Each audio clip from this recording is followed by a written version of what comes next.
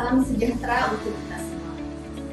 Perkenalkan, nama saya Andi Mena Dwi Ranti Saritaya, Sarjana Kesehatan Masyarakat, Magister Kesehatan dengan NIDN 0923058705.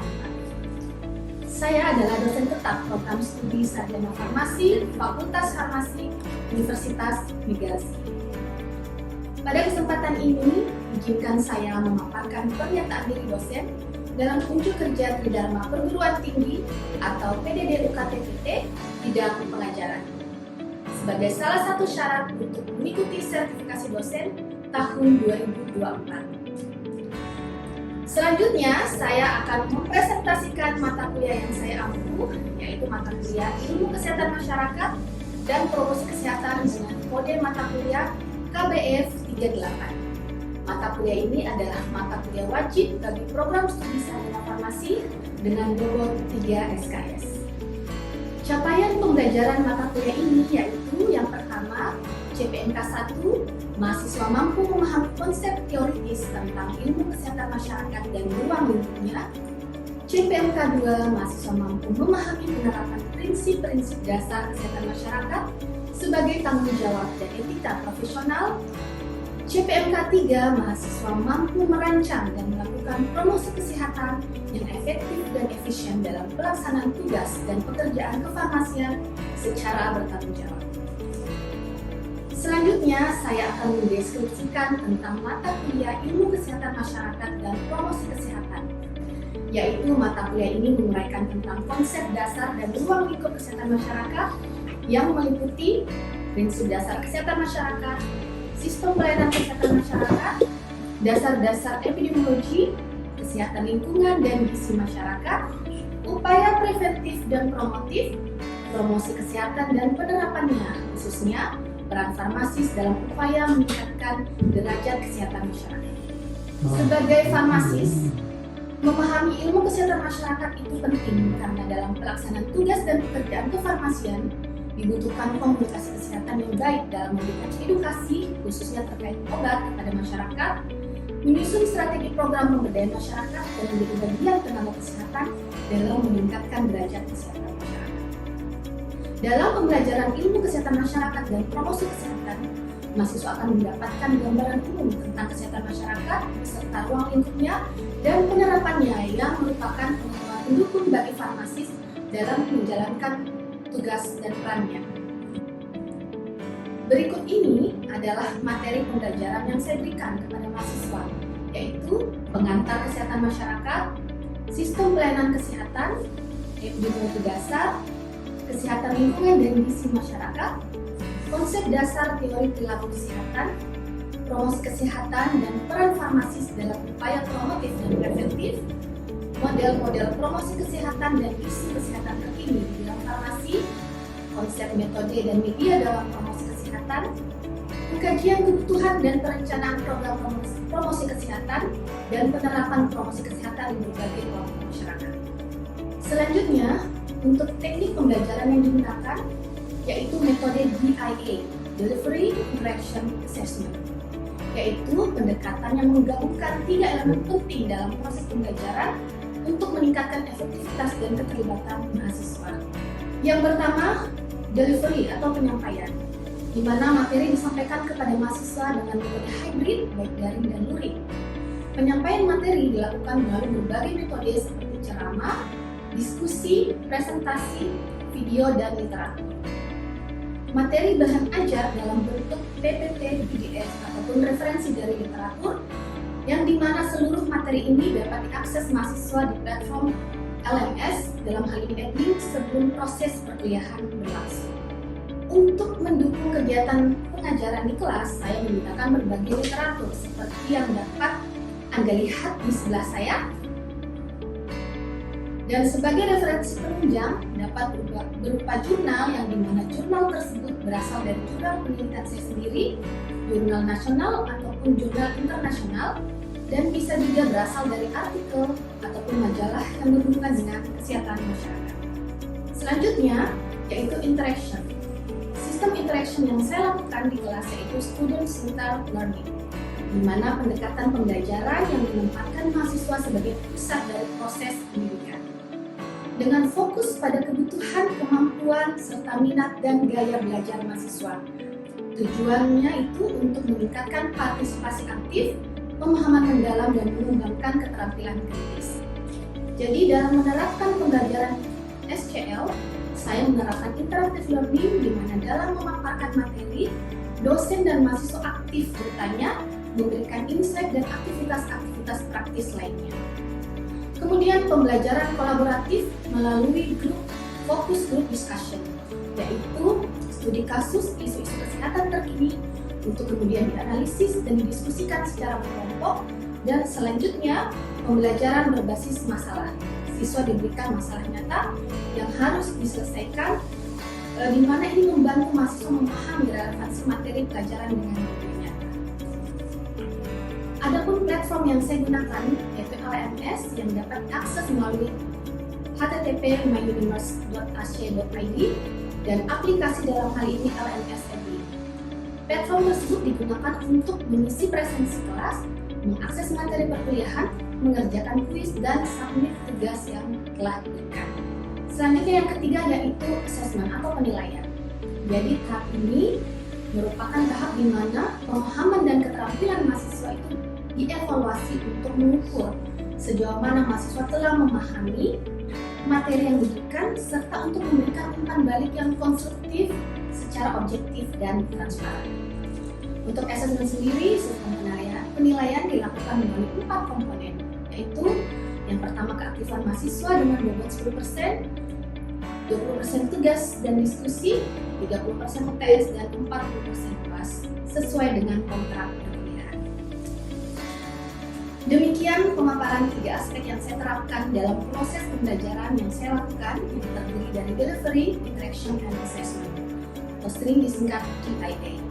Berikut saya akan tampilkan cuplikan video pembelajaran yang telah dilakukan.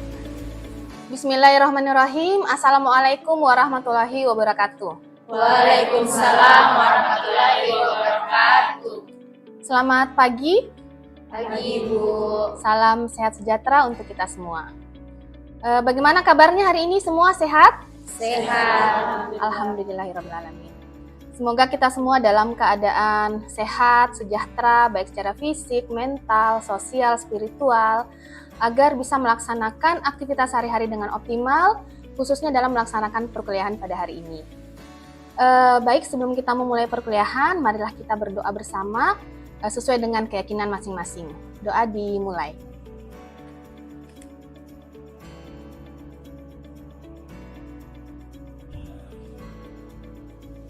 Baik, hari ini kita masuk ke pertemuan yang ketiga ya. Jadi pokok bahasan kita pada hari ini itu tentang Introduction to Epidemiology, History, Terminologi, dan Konsep. Untuk materi perkuliahan pada hari ini itu sudah bisa Anda akses di LMS-nya masing-masing, di Edlink. Dan jangan lupa juga ya untuk melakukan presensi. Oke, adapun tujuan pembelajaran kita pada hari ini itu sesuai dengan RPS pada CPMK 1 dan sub CPMK 3. Jadi what we will cover in this lecture, yang pertama yaitu Anda mampu memahami terminologi konsep dari epidemiologi, kemudian mampu memahami asal-usul sejarah dari epidemiologi, dan mampu mengidentifikasi pencapaian-pencapaian yang telah dilakukan epidemiologi dan bagaimana penerapannya dalam meningkatkan derajat kesehatan masyarakat. Oke, pada pertemuan sebelumnya kan kita sudah bahas toh tentang ilmu kesehatan masyarakat dan berbagai ruang lingkupnya, ya. Mungkin ada yang masih ingat apa saja ruang lingkup dari ilmu kesehatan masyarakat? Saya, Bu. Baik, silahkan. Yang saya ketahui itu contohnya adalah kesehatan lingkungan, promosi kesehatan, dan gizi masyarakat. Oke, jadi sudah cocok ya. Jadi benar yang dikatakan sama temanmu tadi. Jadi salah satu ruang lingkup dalam ilmu kesehatan masyarakat itu adalah epidemiologi. Jadi epidemiologi ini adalah disiplin ilmu kunci dalam ilmu kesehatan masyarakat. Mungkin ada dari beberapa dari kalian yang pernah mendengar istilah epidemiologi sebelumnya? Belum ya? Belum. Berikutnya saya akan tampilkan cuplikan video. Nanti video ini akan kita diskusikan bersama, ya. China have identified the cause of the mysterious new virus, coronavirus. There are fears a rapidly spreading virus has reached Australia. This is a rapidly emerging situation where there is not a cause for alarm. The first US case has been detected. There's confirmation the coronavirus has reached Australia. China is urging its citizens not to travel abroad as it struggles to contain the virus. We will be standing up Christmas Island as a quarantine area. Foreign nationals coming from China are now banned from entering the country. I have today declared that the coronavirus presents a public health emergency in the United States.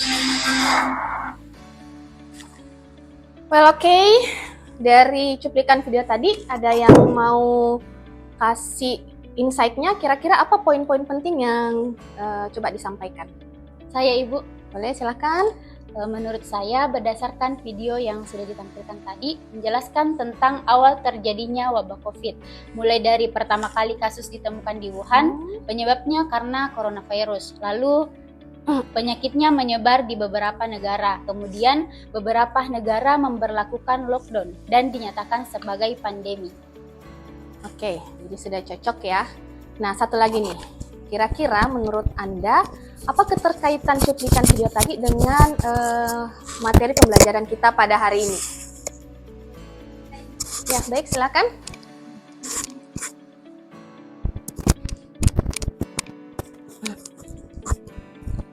Baik, menurut dari sepengetahuan saya Ibu, epidemiologi itu tentang ilmu yang mengkaji wabah penyakit jadi relevan dengan pandemi COVID yang ditayangkan di video tadi. Oke, baik, terima kasih, jawabannya bagus sekali ya. Jadi sudah cocok seperti yang disampaikan oleh teman-temanmu tadi. Jadi bahwa cuplikan video tadi itu menjelaskan tentang awal mula outbreak COVID ya. Nah, kita membutuhkan pendekatan-pendekatan epidemiologis untuk membantu kita memahami penyebaran penyakitnya, kemudian mengidentifikasi faktor risikonya apa, mengevaluasi efektivitas intervensinya, dan memberikan informasi yang berbasis evidence ya, atau data ya. Kenapa bisa demikian? Ya, nanti kita akan bahas lebih komprehensif ya secara kontekstual. Oke, selanjutnya kita bahas dulu konsep epidemiologi berdasarkan etimologi ya. Jadi epidemiologi itu berasal dari kata epi, demos, dan logos ya. Epi itu adalah pada atau tentang, demos itu adalah masyarakat, dan logos itu adalah knowledge atau ilmu ya. Jadi ilmu yang mempelajari peristiwa-peristiwa yang banyak terjadi di masyarakat ya. Jadi yang menjadi concern utama dari disiplin ilmu ini adalah masalah-masalah kesehatan, penyakit, dan kematian. Jadi kita mau brainstorming dulu ya. Jadi memang di dalam kelas ini itu kita akan lebih banyak diskusi ya. Jadi Ibu mau tanya dulu nih, menurut kamu mana yang usianya lebih panjang? Orang-orang yang hidup zaman dulu atau zaman sekarang? Zaman dulu. Zaman dulu. Alasannya? Karena zaman sekarang banyak penyakit Ibu. Zaman dulu nggak ada penyakit. Rentang. Oke, mungkin kita bisa coba menjawabnya dengan berbasis data ya. Nah, di sini kamu bisa lihat saya tampilkan data angka harapan hidup secara global mulai dari tahun 1950 sampai tahun 2023. Nah, kalau kita lihat dari data ini bisa dilihat kalau angka harapan hidup itu secara signifikan naik ya, mengalami kenaikan dari tahun 1950 sampai tahun 2023. Nah, angka harapan hidup itu sendiri adalah estimasi rata-rata jumlah tahun yang diharapkan dapat dijalani oleh seseorang sejak dia lahir. Ya, jadi bisa dikatakan misalnya anak-anak yang lahir di tahun 2023 itu angka harapan hidupnya bisa sampai 73 tahun ya. Oke. Nah, kalau kita bandingkan kondisi mungkin sekitar 100-200 tahun lalu misalnya ya, katakanlah dua negara paling makmur saat itu, Belanda dan Inggris, itu mencatat angka harapan hidupnya itu hanya sampai 40 tahun. Ya, Indonesia bahkan lebih pendek lagi, hanya sampai 30 tahun. Kira-kira kenapa? Menurut kamu? Ada yang mau kasih insight? Kira-kira apa yang dialami orang-orang dulu sehingga angka harapan hidupnya itu jauh lebih pendek? Oke, saya coba kasih insight juga ya. Jadi begini, bisa dikatakan kita yang hidup zaman sekarang itu lebih enak ya, lebih nyaman, lebih aman ya, tidak seberat tantangan yang kita hadapi itu tidak seberat leluhur kita zaman dulu ya. Apa itu? Tantangan terkait kematian karena peperangan, kelaparan, kemudian kematian ibu dan anak yang masih tinggi, dan yang paling penting itu tantangan yang terberat adalah penyakit ya. Karena zaman dulu kemajuan ilmu kedokteran masih terbatas ya, masih banyak penyakit yang kita nggak tahu bagaimana menyembuhkannya, dan yang terpenting kita belum tahu bagaimana mengendalikan penyakit itu ya. Makanya selanjutnya kita akan membahas satu titik balik sejarah penting bagaimana manusia itu sudah mulai memahami mekanisme penyebaran penyakit dan mulai mengendalikannya jauh sebelum penemuan vaksin, bahkan jauh sebelum ada teori kuman sebagai penyebab penyakit ya. Oke, kita lanjut ke slide berikutnya. Jadi ini adalah sejarah epidemiologi pertama. Jadi sebenarnya literatur tentang epidemiologi itu baru tercatat di abad ke-19. Jadi ada salah satu dokter berkebangsaan Spanyol itu menulis satu esai yang judulnya Epidemiologi Espanyola ya. Tapi sebenarnya konsepnya atau gagasannya itu sebenarnya sudah dikemukakan oleh Hippocrates ya, 2000 tahun ya sebelumnya. Jadi Hippocrates mengatakan bahwa kalau kita ingin mengetahui penyebab penyakit ya kita harus melihat faktor lingkungannya ya. Hippocrates mengemukakan satu teori yang namanya teori miasma. Pernah dengar teori ini? Belum? Oke. Jadi teori ini tuh mengemukakan bahwa satu materi itu bisa mengkontaminasi udara, dan kalau materi ini masuk ke tubuh manusia, inilah yang menjadi penyebab penyakit ya. Jadi miasma itu diidentifikasi seperti partikel buruk yang ada di udara ya, yang kalau kalau terhirup misalnya itu bisa menyebabkan penyakit ya. Ini konsep yang banyak diyakini para saintis pada saat itu sebagai penyebab penyakit ya. Oke, kita masuk ke babak epidemiologi modern ya. Jadi pada saat itu terjadi wabah kolera di London antara tahun 1848 sampai tahun 1854 ya. Nah, ada salah satu dokter anestesi bernama John Snow itu melakukan investigasi untuk menemukan penyebab dari wabah kolera ini. Karena pada saat itu dia tidak yakin sama teori miasma yang diyakini oleh para ilmuwan kalau inilah yang menjadi penyebab wabah kolera ya. Makanya ini kamu bisa lihat ya. Ini salah satu upaya pencegahan penyebaran wabah kolera pada abad ke-19. Jadi mereka sebar flyer yang isinya itu ada kata-katanya do not sleep or sit in a draught of air. Jangan duduk atau tidur di mana angin berhembus, karena mereka percaya kalau partikel udara yang buruk yang membawa penyakit kolera ya. Jadi kemudian muncul lagi nih wabah kolera di London. Jadi Snow melakukan investigasi kembali dengan melakukan investigasi door to door ya, yang dinamakan Schuliter epidemiologi. Jadi dia mengumpulkan data tentang kematian dan penggunaan air minum, dan dia mendeskripsikan pola distribusi kematian itu berdasarkan lokasi pompa air minumnya dalam bentuk spot map ya. Kita lihat seperti apa. Jadi ini data rumah orang-orang yang meninggal karena kolera di tahun 1854 ya. Nah, kemudian dia si Snow ini membagi daerah di peta itu berdasarkan kedekatannya dengan pompa air ya. Jadi Snow menduga bahwa air yang berasal dari pompa Broad Street itulah sumber wabah kolera ya, karena semua kematian itu memberikan jejak yang berhulu ke pompa tersebut. Cuman ada satu temuannya yang masih sulit dia jelaskan, karena perlu kita ketahui, memang di masa ini itu belum ada teori kuman. Jadi etiologi kolera, kan kita tahu ya, penyebabnya kolera kan itu Vibrio kolera ya, cocok ya. Belum ada teori itu ya. Jadi dia sendiri juga belum bisa menjelaskan sebenarnya agentnya ini yang menyebabkan wabah kolera ini apa ya. Jadi di situ di data ini bisa dilihat ada beberapa blok rumah yang ada kasus kematian, padahal dia sumber airnya bukan dari pompa Broad Street, ya. Kemudian ada satu blok yang sangat dekat dari pompa Broad Street, tapi tidak ada kematian sama sekali di blok itu. Ternyata setelah ditelusuri itu adalah pabrik bir. Ya, kita tahu ya kalau pengolahan bir itu kan dipanaskan, ya, dimasak. Cuman dia nggak bisa jelaskan kenapa kalau dimasak airnya tidak tercemar, ya. Tuh. Karena memang belum ada konsep kuman sebagai etiologi penyebab penyakit, sebagai kausa penyebab penyakit.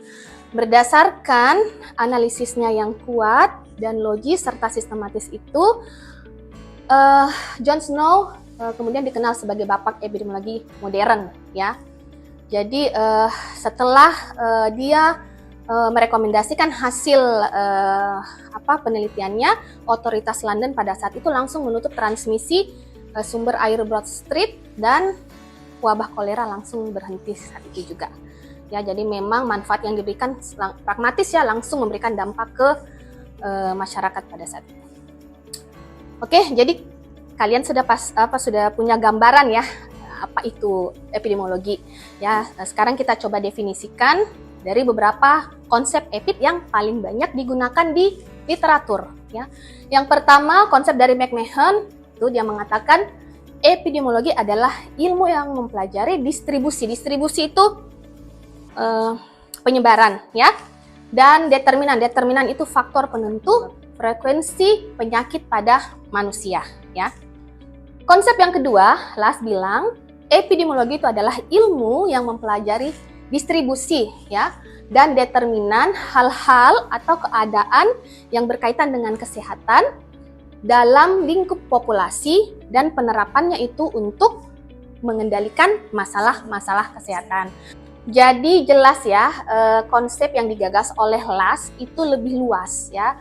Di sini bisa kita lihat kalau epidemiologi itu bukan hanya mengkaji distribusi dan determinan penyakit, tapi segala hal atau keadaan yang berkaitan dengan kesehatan, termasuk mengevaluasi intervensi atau program-program kesehatan. Paham ya sampai sini? Oke, kita lanjut. Nah, ini adalah komponen kunci dari definisi tadi yang harus kalian pahami betul. Ya kan, ini diulang-ulang terus tadi tuh, Ibu ulang-ulang terus. Distribusi determinan, distribusi determinan. Jadi yang dimaksud distribusi di sini itu artinya kalau kita bicara distribusi, kita bicara frekuensi dan pola, ya. Distribusi itu berarti kita bicara kuantifikasi, kita bicara besaran kejadian. Bukan hanya melihat berapa banyak kasus meningitis atau berapa banyak kasus COVID ya, tapi kita melihat kuantifikasinya berdasarkan ukuran populasi. Ya, misalnya kejadiannya 100 per 100.000 penduduk, ya, kejadiannya sekian per 1 juta penduduk. Nah, dari ukuran-ukuran itu kita bisa lihat mana nih yang menjadi prioritas masalah kesehatan, ya. Oke. Yang kedua itu adalah pola. Kita lihat polanya bagaimana, ya, pola distribusinya seperti apa. Jadi dalam epidemiologi distribusi penyakit itu dilihat berdasarkan karakteristiknya. Apa itu? Sifat-sifat yang mengalaminya berdasarkan orang, waktu dan tempat, ya. Tuh. Nah, yang kedua, konsep yang kedua, komponen kunci yang kedua itu adalah determinan. Determinan ini adalah faktor risiko, faktor yang meningkatkan probabilitas penyakit itu bisa terjadi, ya. Tuh. Nah, dari dua konsep ini itu ada asumsi dasar yang harus kalian pahami. Yang pertama, kejadian penyakit pada populasi itu bukan proses acak yang murni saja, tiba-tiba saja terjadi, ya. Pasti ada faktor penyebabnya, dan kalau kita sudah tahu apa faktor penyebabnya, kita bisa eliminasi, kita bisa cegah, ya. Jadi itu prinsip dasarnya. Paham sampai sini? Oke, kita lanjut. Nah, dari definisi tadi ya ada beberapa istilah-istilah kunci yang menjadi prinsip dasar epidemiologi, ya. ada studi, ada distribusi, ada determinan, ada hal-hal atau keadaan yang berkaitan dengan kesehatan, ada populasi, dan ada aplikasi. Nah, ini yang akan kita bahas selanjutnya. Masih semangat? Masih. Oke, Ibu lanjut ya. Baik. Yang pertama, studi. Jadi epidemiologi itu adalah sains. Sains itu selalu berkembang dengan 3 tujuan utama. Menjelaskan kenapa fenomena terjadi, kemudian memprediksi fenomena, dan mengendalikan fenomena itu agar bisa bermanfaat bagi manusia, ya. Jadi jadi epidemiologi menggunakan metode ilmiah untuk menjelaskan distribusi dan determinan penyakit, kemudian meramalkan terjadinya penyakit dan menemukan strategi yang tepat ya untuk mencegah dan mengontrol terjadinya penyakit pada populasi, ya. Sehingga apa? Biar tidak jadi masalah kesehatan masyarakat yang urgensi, ya. Oke, lanjut. Nah, ini prinsip yang kedua, distribusi. Jadi studi epidemiologi yang mempelajari distribusi penyakit pada populasi itu kita sebut epidemiologi deskriptif, ya. Dengan tujuannya itu apa? Biar kita bisa melihat beban penyakit ini di masyarakat apa, ya. Kemudian kita bisa diagnosa masalah kesehatan dalam lingkup populasi, ya. Dan kita bisa menentukan prioritas masalah kesehatannya apa, ya. Nah, dalam mendistribusikan penyebaran penyakit, ya selalu kita deskripsikan menurut karakteristik orang, waktu, dan tempat. Kalau orang misalnya apa?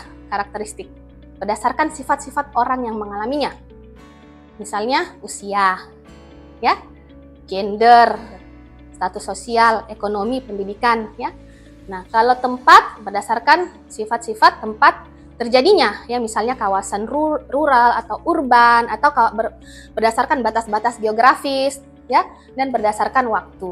Ya, jadi pada prinsipnya epidemiologi adalah ilmu yang mempelajari determinan, frekuensi, dan distribusi dan determinan penyakit pada tingkat populasi yang memang tujuannya itu untuk mengatasi masalah kesehatan, ya. Intinya seperti itu. Oke, ini untuk kuisnya, ya. Kuisnya ini nanti bisa langsung akses di adlinknya, ya. Nah, saya kasih waktu 1 kali 24 jam ya untuk mengisi kuis ini, ya. Ibu mau lihat sampai sejauh mana pemahaman kalian terkait materi ini, ya. Ini kuisnya, ya. Jadi silakan cocokkan istilah kunci yang kita ambil dari definisi epidemiologi, diikuti dengan daftar kegiatan yang mungkin dilakukan oleh ahli epidemiologi. Misalnya, ya, kalau kegiatannya itu bandingkan riwayat perjalanan antara orang terkonfirmasi COVID-19 varian Omicron dan orang-orang yang tidak, berarti dia masuk apa? Distribusikah, determinankah, aplikasikah, atau selanjutnya.